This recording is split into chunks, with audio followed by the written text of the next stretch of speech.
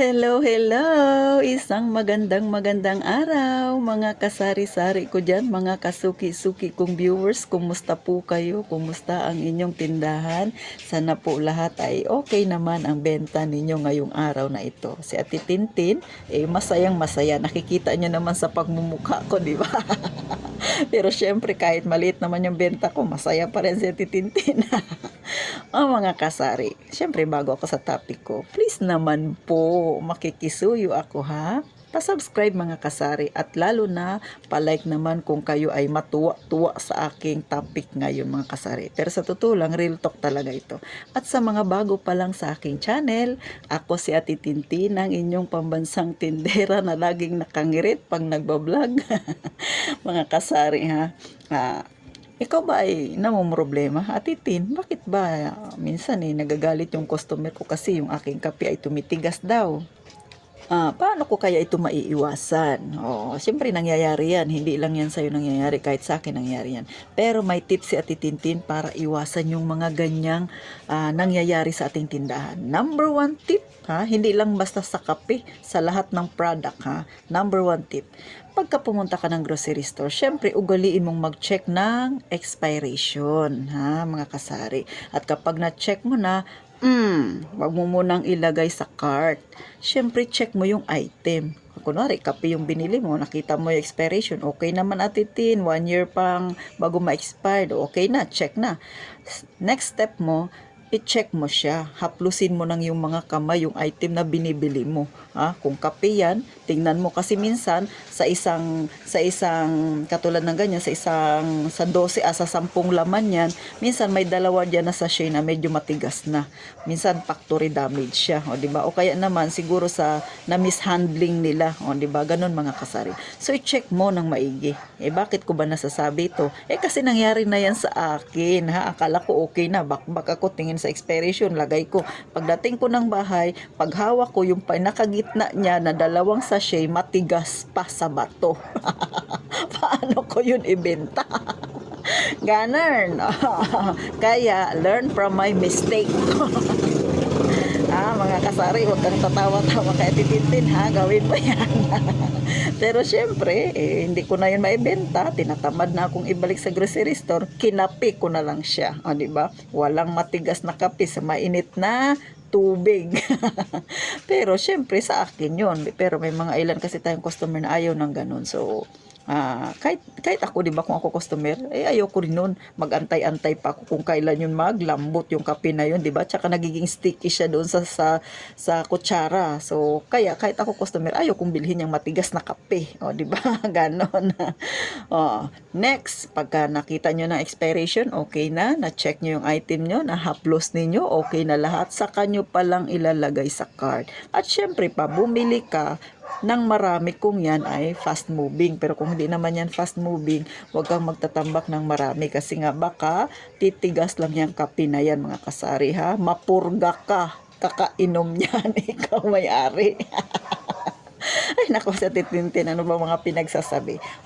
Next step kapag nag-display ka, katulad ng display ko, ganyan ka rin ba mag-display?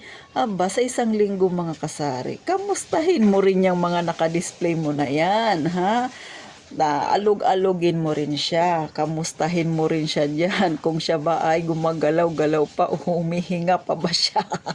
Ano yan tao?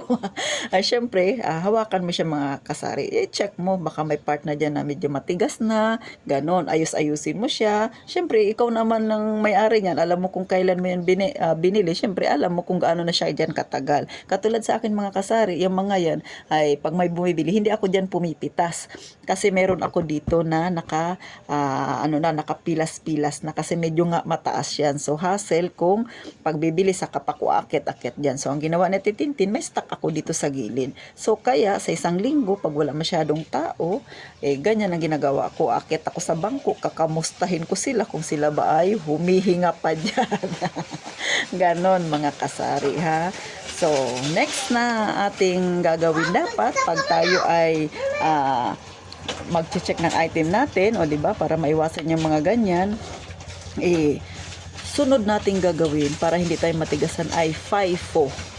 Yan yung pinaka-importante na dapat na ginagawa nating mga may tindahan, ang FIFO.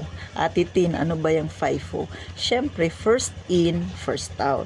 So, meaning, kung ano yung unang item mo na nabili mo, yun ang una mong i-dispose, ha? Kunwari, kunti na lang yung natira, bibili ka ng panibagong ganong klaseng item ulit, syempre yung ibibenta mo yung mga natira, wag yung bago mong bili, kasi baka hindi mo mapansin, pinaghalo-halo mo lang yan dyan siya, di ba? Hindi ka masyadong maayos sa yung paninda, basta sinalpak mo lang, na-display mo na, hindi mo na alam kung saan yung una at yung huli mong nabili. Siyempre, sa'yo rin yan balik. Bakit? Hindi mo mapapansin, maabutan na expiration, o kaya titigas yan, di ba? Kasi nasapaw-sapawan na siya ng mga bago mong pinamili. So, ikaw mga may-ari ng tindahan, ganun ka dapat sa yung tinda. Kung paano mong minahal ang yung sarili, ganyan mo rin mahalin ang yung tindahan. Kasi yan ang pinili mo, wag kang tamad-tamad yan.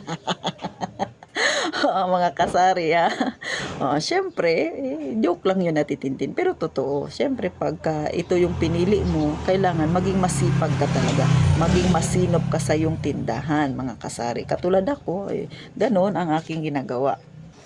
Alam nyo mga kasari, kapag ka nagtindahan ka, lahat na ng pamamaraan para maayos ang iyong paninda ay gagawin mo. Katulad ako mga kasari kahit powder pa yan na sabon, diba? Chine-check ko yan siya palagi. Simula sa pagbili ko, inaayos ko pa yan siya kasi minsan nakasalansan lang hindi maganda yung mga powder nila, diba? Minsan may part na nasa plastic sila, dito na lahat. So inaayos ko pa yan siya bago ko ilagay sa aking lagayan. Siyempre, para presentable tingnan sa customer mga kasari baka mamaya nagbenta ka ng powder, pabili nga po ng surf powder, nung binigay mo para na siyang bareta sa tigas niya kasi hindi mo siya inaayos, sinalpak-salpak mo lang yan dyan nagpatong-patong na yan sila dyan. Sabihin ng customer mo, te, powder po ang binibili ko, bakit itong powder mo mukha ng bareta? Char lang yan natitintin Siyempre para mag-unat-unat din yung mukha natin mga kasari magngiti-ngiti rin tayo. So ganun. Maliban pa dyan, hindi lang yan mga kasari. Siyempre yung ibang item natin, ganun din. Lahat ng item natin sa ating tindahan ay mahalaga yan sa atin. I-check ninyo baka mamaya bumili sa inyo ng pub conditioner. Te, pabili po ng pub conditioner. Kunwari, Downy. Te, Downy te. Mamaya pumunta sa'yo, te, hindi na mabango yung pub conditioner mo. Te, hindi na siya pabango. Parang pabaho na siya. Kasi ang tagal na palang nakastock.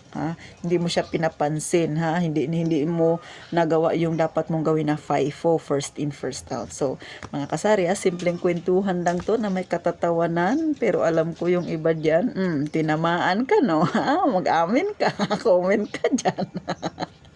Alam nyo mga kasari, minsan hindi talaga yan maiiwasan, lalo na kung yung tindahan mo ay malaki. Pero hindi yun dahilan na malaki kasi tindahan ko kaya hindi ko napapansin. Hindi pwede yung ganun kasi syempre pag binalik yan ni customer, sa atin yun, kalugihan natin yun. Tandaan, ang piso ay mahalaga, mas lalo na ang 10 piso. Pag binalik ni customer yan sa'yo. So hanggang dito na lang ang vlog ni Ate Tintin. Sana napangiti ko kayo, naunat-unat ang mukha ninyo sa real talk na ating pinagkwentuhan mga kasari. Sana naman subscribe na kayo kay Ate Tintin Sama-sama tayong magkwentuhan ng medyo nakakatawa, pero syempre totoong nangyayari yan sa ating tindahan. So paano mga kasari, ito si Ate Tintin, mag-iingat kayong palagi.